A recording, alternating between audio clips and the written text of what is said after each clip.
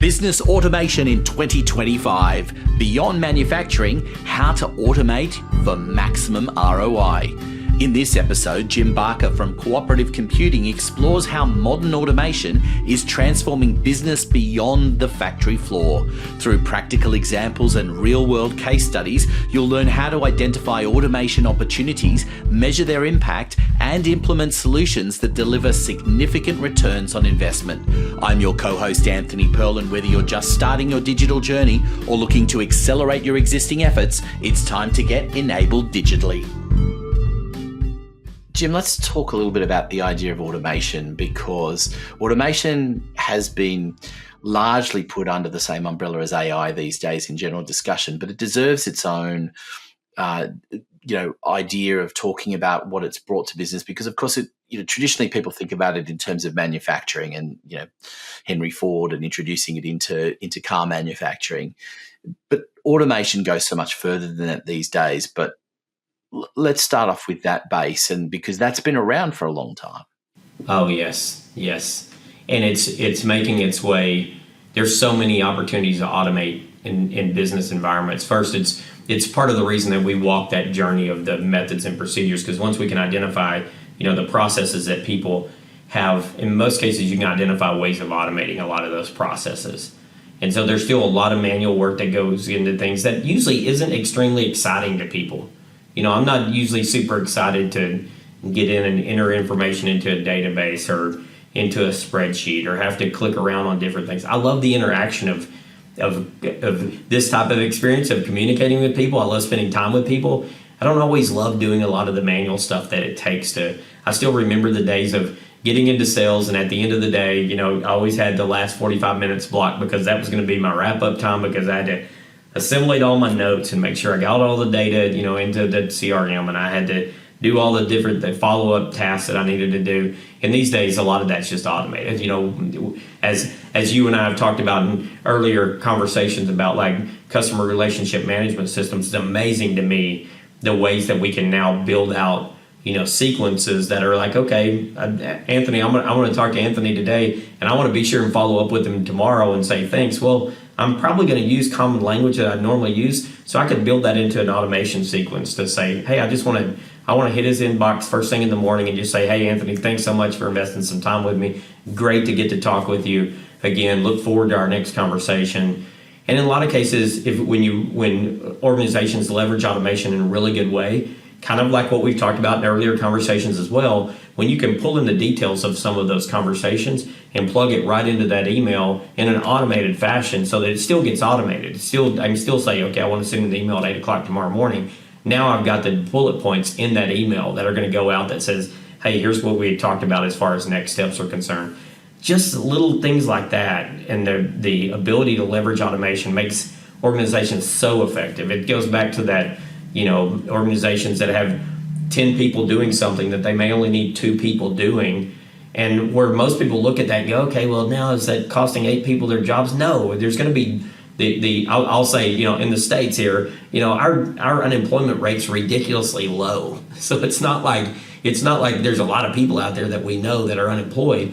They're going to find opportunities in other places. It's really, how can you leverage that automation to say, hey, what if I could take those 10 people and get the work done of 100 people? And now it becomes much more capacity, because what we don't typically see is people going, okay, I'm going to automate these people out of the business. Normally what they're looking at is, can I automate processes that people are doing that are kind of mundane processes they don't enjoy to begin with, and give them things that they can go use their creative value in different areas of the business to make something else better. And it's highly rewarding when those things happen. And automation just plays a key role in a lot of that. Yeah, I mean, I think one of the the obvious ones that people tend to associate with is what you alluded to, and we've talked in a previous episode about CRMs, but that's where it really comes to the fore, doesn't it? Because when you've had a conversation with someone, you can categorize them according to whatever those categories are for a business, that can then trigger a series of emails that can happen. For example, they can even be SMSs these days and other things, that in order to be able to keep engaging that person, depending on the kind of person and the kind of engagement that you've had initially. So if they're a potential hot prospect, they'll get a different email to someone who's not ready yet, but maybe in 6 months' time. all of those kinds of different things are important. And I think what's really of value to a business there is that the ability to be able to personalize the responses, to keep leads on the go in that context is absolutely huge. And that was just a fairly boring, mundane admin task. And it tended to be that people had this old adage of just trying to speak to everyone with one thing, because the idea of doing 6 or 7 or 8 different types of emails with a whole series of sequences that are different just was too much effort if you're having to do it manually. Absolutely. And even the automation of just the follow-up of saying, okay, I want to automatically alert myself when it's time for me to do it. It's like, okay, when I need to, that's automation. It still is. I go back to the one of our earlier conversations that we had about, CRMs and even that daytime organizer. I mean, at that point in time, there was automation that when I was coming into the office back in the mid-90s, I would boot up my gateway laptop, open up Daytimer, and when I opened up Daytimer, 17 pop-ups popped up automatically and said, this is the day that you need to follow up with Anthony. This is the day you need to follow up with Janice. This is the day, it's like all these follow-ups that I had. That's some degree of automation. It requires human intervention, but there's some degree of automation in that, and people forget some of that. We tend to think a lot, like you had mentioned, like in the manufacturing space, there's a lot around automation that goes in there that really has to do supply chain. There's tremendous automation taking place in the supply chain space.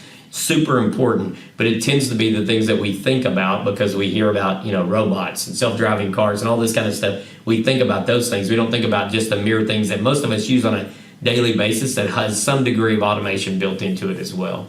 And there's so many more opportunities for automation. There is a significant opportunity for businesses around automation these days that it's mature.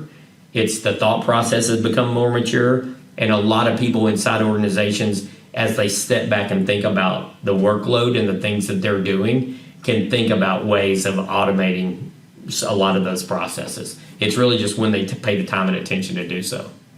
Yeah, I mean, I want to unpack that a little bit for a moment, because that's a really critical point, right? It's first of all taking the time to sit back and go, are there things here that could be automated? Are there extra things that we could be getting value out of by having an automated sequence? Yeah.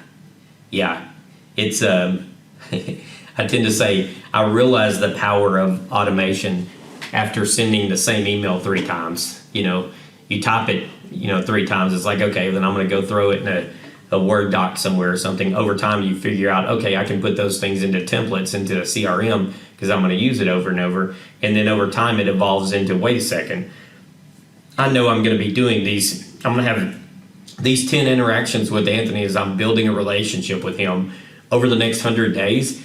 Well, I can build a sequence around these are the intervals that I want these things to happen. Here's the ones that I can actually automate because I know I'm going to say these things in these types of intervals. And it's going to be things like, the simple things are like sharing success stories and case studies and things like that. There's points in which you say, yeah, Jim, I'm going to be kind of out of pocket over the next 3 weeks. So let's touch base, the last week of whatever. And what I can do is I can say, okay, within that sequence, I still want to load him up with something in between and say, hey, Anthony, I hope everything's going well with this. By the way, I thought about you, when I was reading this case study that we just rolled out, I'd love to get your perspective on it when we talk next or whatever. It keeps that relationship going so that there's some degree of, okay, Jim thinks enough about me that he's sending me something. And even people that say, yeah, but isn't that automation? It's like, yeah, but I thought enough about it that it's important enough for me to put Anthony in a sequence that's going to share some of that with him. And I didn't put it, and if I missed, then Anthony probably wouldn't be wanting to talk to me that much anymore. So normally it's like, how effective are you doing? You can learn that effectiveness by how that next conversation goes, because Anthony might say, hey, thanks for sending me over that case study. I got a couple of questions on it. And you say, awesome. Yeah, let's talk about it. What are you thinking? And you could say, well, how did they do this? How did they, whatever it might be. And so there's just little things like that can automate the process significantly. Yeah, it's such a key thing for business to take the time to work it out and go, what is it that we can do? But then the next part is the difficult part, is working out, well, how do we actually find what is the right things? And how do we actually know if there are things that can go beyond and add value that we haven't even thought about yet? Yeah, yeah, yeah. There's there's a lot coming in that space for sure, in the automation space for sure. But look, it really goes back to the same storyline. We are humans doing business with other humans, and the more we concentrate on learning each other and learning our needs, the better we facilitate the process, the better we can create an experience that leads someone on a journey that they eventually get to a place of going, look, I really like, how Anthony's collaborating with me, and I could see myself doing business with them. At some point, there's that journey that it's very similar to dating in our personal lives. It's like there's some degree of dating that says, am I going to do business with them? What's that going to look like? And so it's an interesting journey that we're on in this automation space for sure. And how much time are you spending going into organizations and helping them identify, what tools that they can bring in, what the possibilities are for automation and the value that it's bringing, and then working out how you actually measure that, because they do require a significant amount of investment in some cases? Yeah, a lot of cases. So it's a great question, Anthony. Our methodology is around going in and identifying what are the known issues today? Like, what are the real issues? If we think about, when we approach business, we're usually going into a current state environment that they have a desired future state they're trying to achieve, and they can't get there on their own. They've decided now we need somebody to help, and so we got called in for one reason or the other. They called us in, private equity groups called us in, whatever it might be. Someone, a stakeholder, has called us in to help in those capacities, and so we think about it from a standpoint of this current state and desired future state. In most cases, when you identify what are the issues that's keeping them from getting from one to the other, a lot of it has to do with scale, and a lot of it can be tied directly back to some degree of automation. And so for us, it's a decent, I would call it kind of a low-hanging fruit. It's like a low-hanging fruit for us to get in and identify what are the processes that you guys continue to replicate over and over, and how are you leveraging automation through those processes to make sure that you're not counting on people to do a lot of those processes on a regular mundane basis, if that makes sense.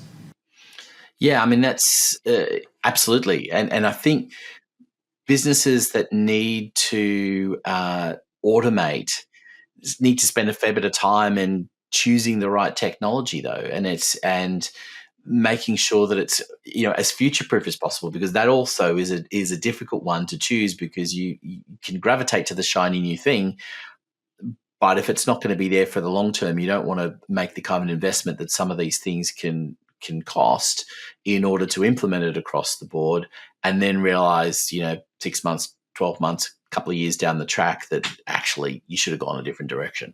Yeah. We have this.